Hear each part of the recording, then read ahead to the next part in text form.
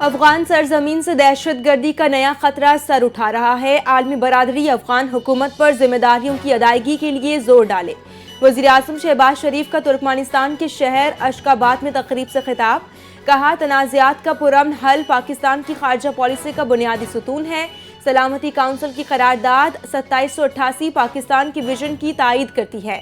انہوں نے ترکمانستان کی مستقل غیر جانبداری کے 30 سال مکمل ہونے پر مبارکباد پیش کی۔ کہا مہمان کو اہل خانہ سے بڑھ کر احترام دینا ترکمانستان کی روایت ہے۔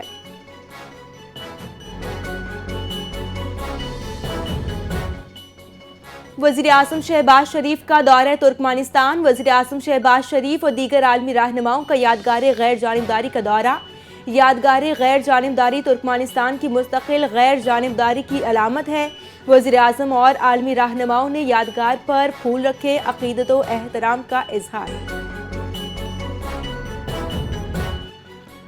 وزیر اعظم شہباز شریف کی اشخاباد میں ترکمانستان کے صدر سے ملاقات۔ دونوں ممالک کا تجارتی اور اقتصادی روابط مزید مضبوط بنانے پر اتفاق۔ وزیر اعظم نے ایران اسرائیل جنگ کے دوران پاکستانی شہریوں کو ایران سے بحفاظت نکالنے میں تعاون پر ترکمانستان کے صدر کا شکریہ ادا کیا۔ کراچی اور گوادر بندرگاہیں استعمال کرنے کی پیشکش بھی کر دی۔ ترکمانستان کے صدر نے وزیر اعظم شہباز شریف کے دورے اور امن و اعتماد کی بین الاقوامی فورم میں شرکت پر شکریہ ادا کیا۔ کہا ملک پاکستان کے ساتھ باہمی دلچسپی کے متعدد شعبوں میں دو طرفہ تعاون کو بڑھانے کے خواہاں ہیں۔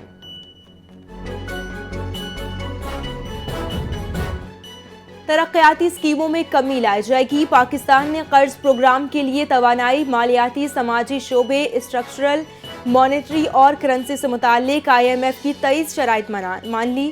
شرائط میں کھاد اور کیڑے مار ادویات پر ایکسائز ڈیوٹی میں 5% اضافہ کرنا، اعلیٰ قیمت والی میٹھی اشیاء پر ایکسائز ڈیوٹی متعارف کرانا اور منتخب اشیاء کو معیاری شرح پر منتقل کر کے سیلز ٹیکس کی بنیاد کو وسیع کرنا شامل ہے۔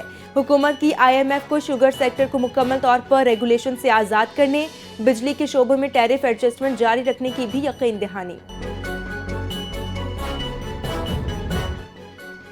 وفاقی وزیر داخلہ محسن نقوی کی عراقی ہم منصب جنرل عبدالامیر الشمری سے برسلز میں اہم ملاقات۔ پاک عراق دو طرفہ تعلقات، سیکیورٹی تعاون اور زائرین کی سہولت کے لیے کیے جانے والے اقدامات پر تفصیلی تبادلہ خیال۔ وزارت داخلہ کے درمیان تعاون کو پائیدار اور مؤثر بنیادوں پر مزید فروغ دینے پر اتفاق۔ عراقی وزیر داخلہ کا پاکستانی زائرین گروپس کو منظم کرنے کے اقدامات پر اظہار تحسین۔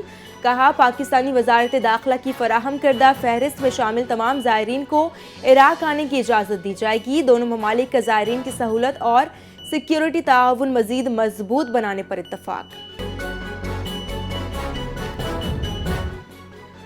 حکومت پاکستان کی جانب سے شری لنکن سیلاب متاثرین کے لیے امدادی کارروائیاں مسلسل جاری۔ NDMA کی تیسری امدادی کھیپ کولمبو پہنچ گئی۔ شری لنکن حکام نے پاکستانی امدادی سامان باضابطہ وصول کر لیا۔ امدادی سامان میں ببل میٹ، مچھردانیاں، گدے، بیڈ شیٹیں، نیٹ اور ٹینٹ اور ترپالیں شامل ہیں۔ پاکستانی حکام کا کہنا ہے کہ مشکل کی اس گھڑی میں پاکستان اور پوری قوم اپنے شری لنکن بھائیوں کے ساتھ کھڑی ہے اور ہر ممکن مدد فراہم کرتی رہے گی۔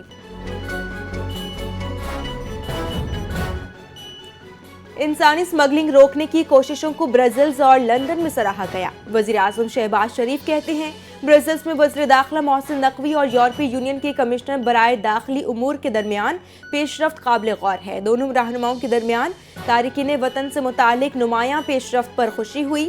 فریقین نے باہمی دلچسپی کے شعبے میں تعاون کے فروغ کے لیے تعمیری ملاقاتیں کی۔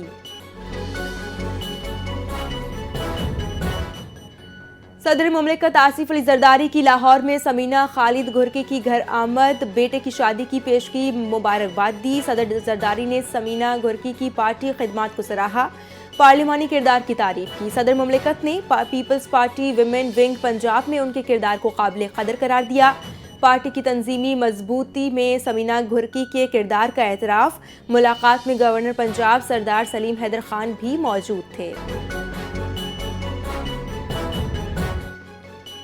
Chairman Peoples Party Bilawal Bhutto Zardari کا دورہ Punjab. Party parliamentarians, ticket holder, senior صحافیوں، کاروباری شخصیات، طلبہ یونین اور وکلاء برادری سمیت مختلف شعبہ ہائے زندگی سے تعلق رکھنے والی شخصیات سے ملاقاتیں۔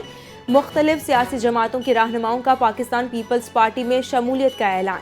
بلاول بھٹو نے گورنر پنجاب سلیم حیدر کی عوامی خدمات اور پارٹی کے لیے کوششوں کو سراہا۔ چیئرمین پیپلز پارٹی کی رہنماؤں کو بلدیاتی انتخابات میں بھرپور تیاری اور مخالفین کو ٹف ٹائم دینے کی ہدایت۔ وزیر اعلیٰ سندھ سید مراد علی شاہ کا عالمی یوم غیر جانبداری پر خصوصی پیغام۔ کہا، عالمی غیر جانبداری بین الاقوامی امن کے لیے بنیادی حیثیت رکھتی ہے۔ غیر جانبداری عالمی امن اور بقائے باہمی کے فروغ کا مؤثر ذریعہ ہے۔ پاکستان سفارتی محاذ پر فعال کردار ادا کر رہا ہے۔ کشمیر اور فلسطین کے مسئلے پر غیر جانبدار عالمی کردار وقت کی اہم ضرورت ہے۔ سید مراد علی شاہ نے سندھ حکومت کے امن و امان بہتر بنانے کے لیے جاری اقدامات کا ذکر کرتے ہوئے کہا کہ قومی و عالمی امن و امان کے لیے مشترکہ حکمت عملی کی ضرورت ہے تاکہ پائیدار ترقی اور سلامتی کو یقینی بنایا جا سکے۔ شہر قائد میں ہیوی ٹریفک اور ایک اور معصوم زندگی نکل گئی۔ کراچی کے علاقے کورنگی 100 کوارٹر بنگالی پاڑا میں ٹینکر کی ٹکر سے 12 سال کا بچہ جاں بحق ہو گیا۔ پولیس نے ٹینکر تحویل میں لے کر ڈرائیور کو گرفتار کر لیا ہے۔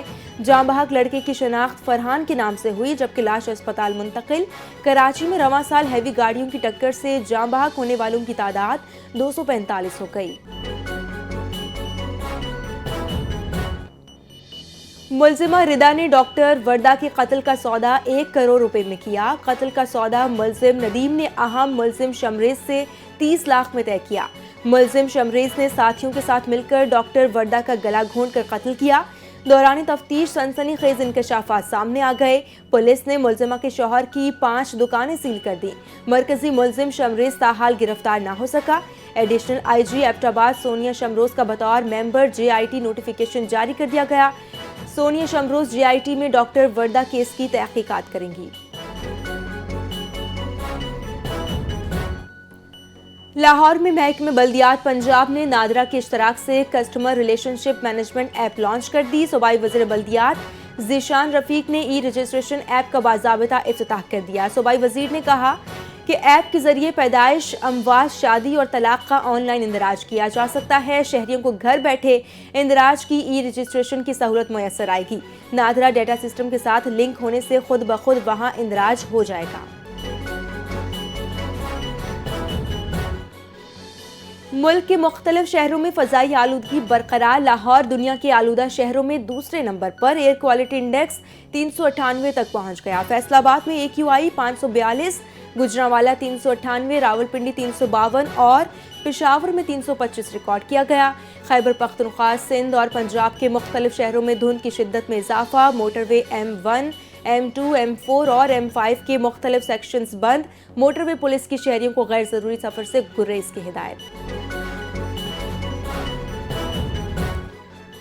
غزہ میں مسلسل دوسرے روز بارش سے اسرائیلی حملوں سے تباہ حال فلسطینیوں کی مشکلات میں مزید اضافہ ہو گیا۔ کئی علاقوں میں سیلابی صورتحال، بارش کا پانی بے گھر فلسطینیوں کے خیموں میں داخل۔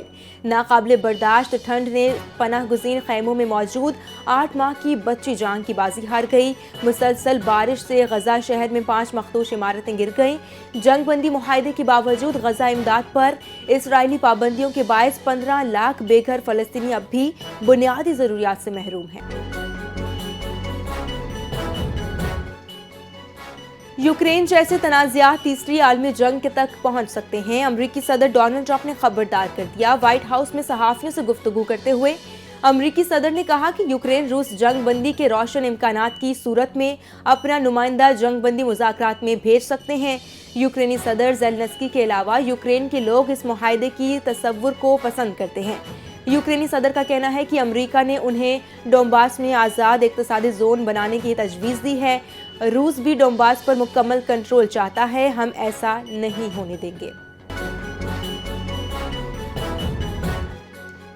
امریکہ اور وینزویلا کے درمیان کشیدگی نئی حدوں کو چھونے لگی۔ واشنگٹن نے وینزویلا کے ساحل سے آئل ٹینکر قبضے میں لینے کے ایک ہی دن بعد مزید 6 جہازوں پر سخت پابندیاں لگا دیں۔ واشنگٹن کے مطابق ضبط کیا جانے والا ٹینکر اسکیپر غیر قانونی آئل شپنگ میں ملوث تھا۔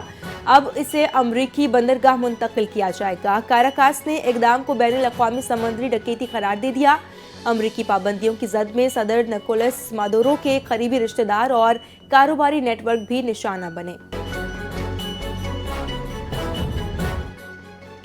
T20 ورلڈ کپ 2026 کے لیے آن لائن ٹکٹس کی فروخت کا آغاز۔ پوسٹر سے پاکستانی کپتان کی تصویر غائب ہونے پر پاکستانی شائقین نے ICC کو شدید تنقید کا نشانہ بنا دیا۔ پوسٹر پر بھارتی، سری لنکن، جنوبی افریقہ، آسٹریلیا اور انگلینڈ کے کپتانوں کی تصاویر موجود۔ T20 ورلڈ کپ 7 فروری سے 8 مارچ تک بھارت اور سری لنکا میں کھیلا جائے گا۔ پاکستانی ٹیم ورلڈ کپ میں اپنے تمام میچز سری لنکا میں کھیلے گی۔ افتتاحی میچ پاکستان اور نیدرلینڈ کے درمیان 7 فروری کو کولمبو میں ہوگا۔ ٹورنامنٹ کا ہائی وولٹیج میچ 15 فروری کو پاکستان اور بھارت کے درمیان کولمبو میں کھیلا جائے گا۔ نیوزی لینڈ نے دوسرے ٹیسٹ میچ میں ویسٹ انڈینز کو 9 وکٹوں سے شکست دے دی ہے۔ ویلنگٹن میں کھیلے گئے میچ میں ویسٹ انڈین ٹیم دوسری اننگز میں صرف 128 رنز پر ڈھیر، جبکہ جیکب ڈوفی نے 5، مائیکل رائے نے 3 اور زیک فولکس نے 1 وکٹ حاصل کی۔ نیوزی لینڈ نے 56 رنز کا ہدف 1 وکٹ کے نقصان پر بآسانی حاصل کر لیا۔ نیوزی لینڈ کو 3 ٹیسٹ میچز کی سیریز میں 1-0 کی برتری حاصل۔ سیریز کا تیسرا اور آخری ٹیسٹ میچ 18 دسمبر سے ماؤنٹ مونگانوئی میں کھیلا جائے گا۔ اور یوروویژن 2024 کے فاتح سوئٹزرلینڈ کے گلوکار نیمو کا بڑا فیصلہ۔ 2026 کے مقابلے میں اسرائیل کو شرکت کی اجازت ملنے پر احتجاجاً اپنی ٹرافی واپس کرنے کا اعلان کر دیا۔ نیمو نے کہا کہ اقوام متحدہ کا آزاد بین الاقوامی کمیشن اسرائیل کو فلسطینیوں کی نسل کشی کا مرتکب قرار دے چکا ہے۔ اسرائیل کو مقابلے میں شرکت کی اجازت یورپی براڈ کاسٹرز یونین کی پالیسی سے متصادم ہے۔ موسیقی کا بین الاقوامی مقابلہ یوروویژن مئی 2026 میں آسٹریلیا کے شہر ویانا میں منعقد ہوگا۔